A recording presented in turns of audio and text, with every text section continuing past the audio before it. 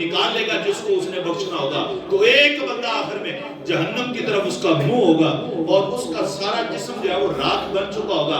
اللہ کی بارگاہ میں عرض کرے گا مولا اتنی دیر ہو گئی ہے, سڑ گیا پورا جسم, منہ بھی سڑ گیا, ہر شے سڑ گئی مولا, ہر شے کوئلہ ہو گئی. پروردگار ان دلو منہ تو میرا دوسری طرف کر دے, اے دوزخ لو منہ تو میرا دوسری طرف. اللہ رب العزت اس کی طرف دیکھے گا اور اللہ تعالیٰ ایک ساتھ فرمائے گا اچھا. پھر اس کے بعد سوال تو نہیں نہ کرے گا, پھر اور تو کوئی چیز نہیں نہ مانگے گا. آپ یہ سوچیں, یہ میں آپ سے باتیں نہیں کر رہا, یہ اللہ اپنے بندے سے باتیں کر رہا ہے. اور بخاری شریف کی حدیث پاک ہے, یہ اس سے کہانیاں نہیں ہیں. حضور نے فرمایا, اللہ فرمائے گا اس کے بعد تو کوئی سوال نہیں نہ کرے گا. سوچ لے, بندہ عرض کرے گا مولا تیری عزت کی قسم ہے کوئی سوال نہیں کروں گا. کتنی بڑی قسم اس نے اٹھا لی.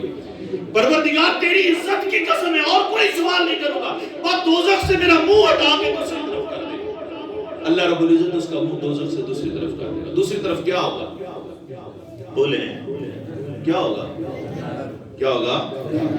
ایسے جیسے بندے کو پتہ ہی نہ, دوسری طرف جنت ہی ہوگی اور کیا ہوگا, دو ہی ہے, دو ہے کہ جنت ہے, تو اس کا منہ جنت کی طرف ہو جائے گا.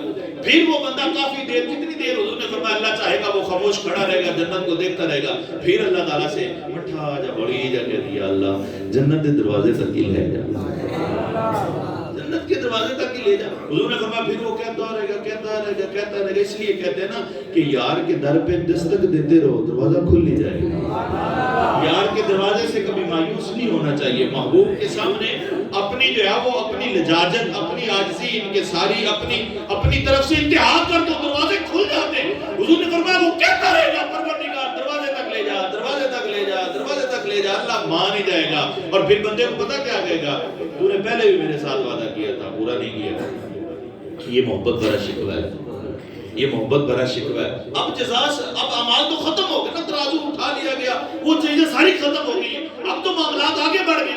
بندے سے اللہ فرمائے گا تو نے پہلے بھی میرے ساتھ وعدہ کیا تھا کہ تو کچھ نہیں مانگے گا, پھر تو مانگ رہا ہے. بندہ کہے گا سوڑے تو بخشنا دے ہے ہی, وہ دے جنت دے دروازے تک لے گا.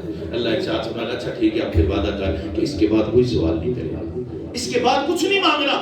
وہی اس کے بعد کچھ نہیں. یہ نہیں فرمایا کہ میں نے,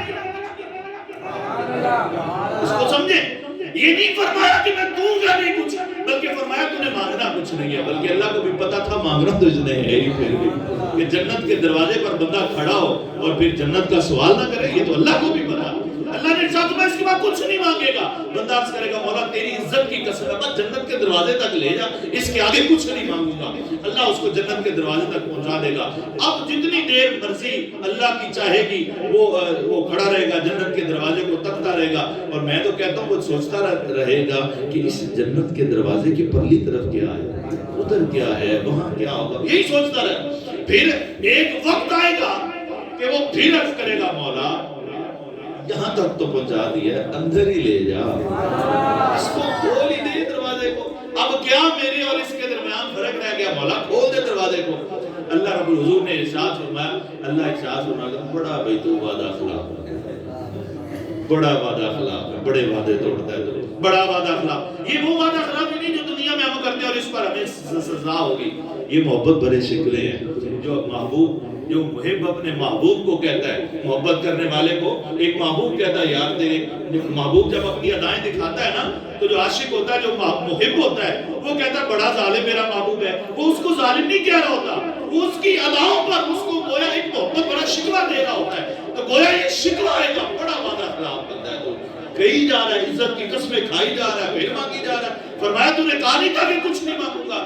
بندہ پھر عرض کرے گا مولا انہا نہ میں نے بدبخت چھوڑ, جب وہ سارے جنت میں ہیں تو مجھے بھی جنت میں پہنچا دے.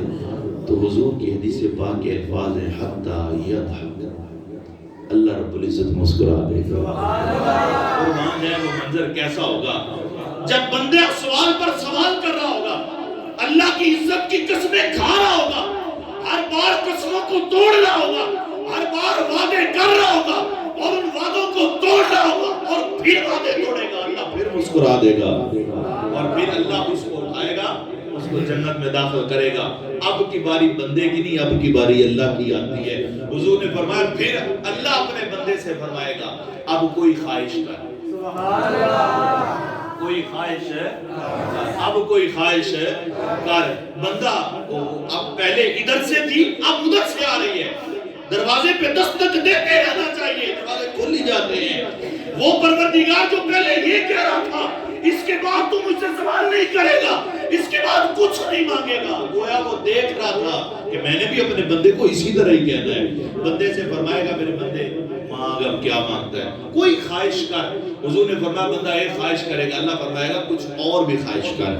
بندہ پھر خواہش کرے گا، پھر اللہ فرمائے گا اب کوئی اور بھی خواہش کر، پھر بندہ خواہش کرے گا، یہاں تک کہ حضور نے ارشاد فرمایا، حدیث پاک کے الفاظ ہیں، بندے کی خواہشیں ختم ہو جائیں گی۔ بندے کی خواہشیں ختم ہو جائیں گی۔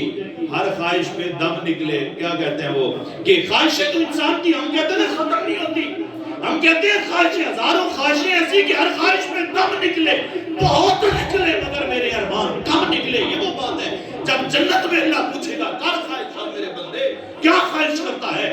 دنیا میں جتنی خواہشیں انسان کی پوری نہیں ہوگی، میں تو کہتا ہوں جنت میں وہ ساری خواہشیں اللہ کے سامنے رکھ دے گا۔ مولا میں پیدل سفر کیا کرتا تھا 10-10 کلومیٹر، میرے لیے سواری نہیں تھی، ممکن نہیں تھا، پر وہ ساری خواہشیں کرے گا۔ جس کو گھوڑے پسند ہے وہ گھوڑوں کی خواہش کرے گا، جس کو اونٹ پسند اونٹوں کی خواہش کرے گا، جس کو بازار پسند بازاروں کی خواہش کرے گا، جس کو کھیتی کی خواہش کھیتی کی خواہش کرے گا۔ اباب ذی قدر بندہ جب ساری خواہشیں ختم کر دے گا، اللہ کی بارگاہ میں التجا کرے گا، مولا میری ساری خواہشیں ختم ہو گئی۔ حضور نے فرمایا، اللہ فرمائے گا میرے بندے جتنا تو نے اپنی خواہشوں سے مانگا ہے نا، اسی جتنا میں تجھے اور عطا کرتا ہوں۔ اللہ بڑا مہربان ہے۔